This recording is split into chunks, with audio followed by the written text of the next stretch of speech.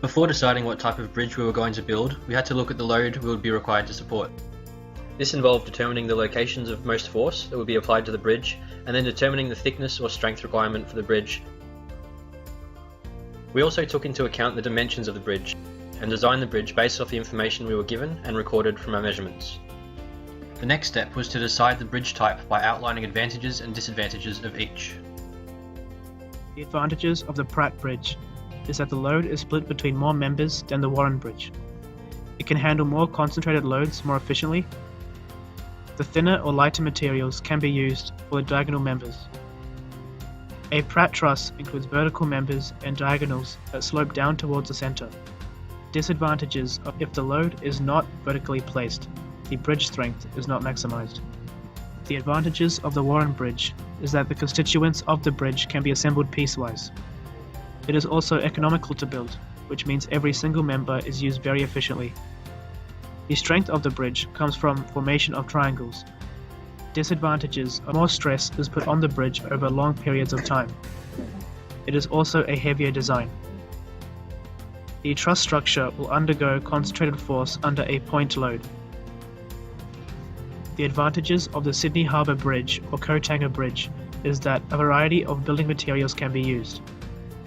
The half-circle shape which it has prevents changes or distortions in the bridge due to bending, which makes it very strong. Disadvantages of it requires a long time to construct because of its complexity.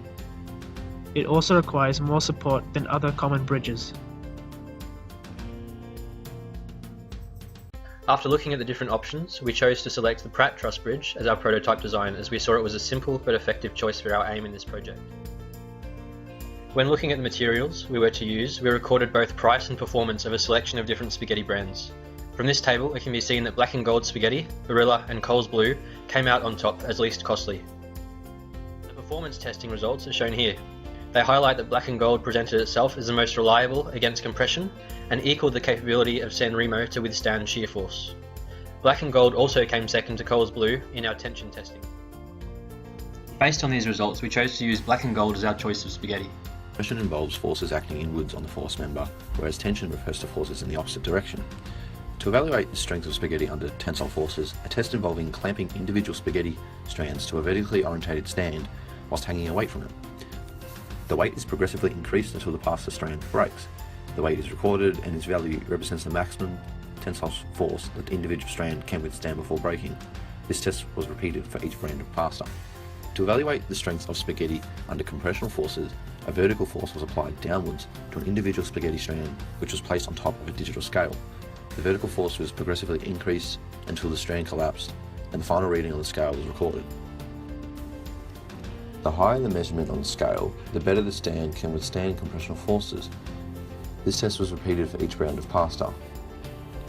A shear test was undertaken to determine the maximum strain pasta can endure before it breaks. This test involves a strand of spaghettis being suspended between two platforms horizontally, with each end resting on a different platform. A weight was applied to the center of the strand, which was progressively increased until the strand collapsed. The maximum weight the strand could resist before it broke represented its maximal shear force it can tolerate.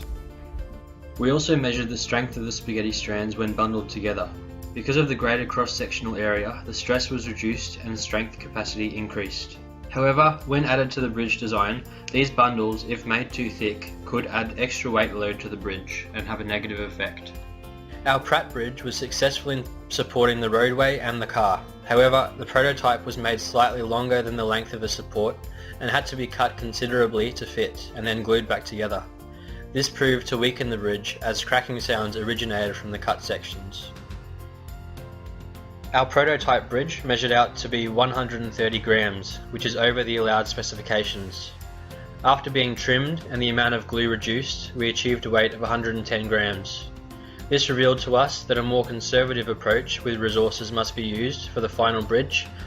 Overall, the prototype bridge revealed to us that our choice in bridge design was fruitful in that it supported the required loads.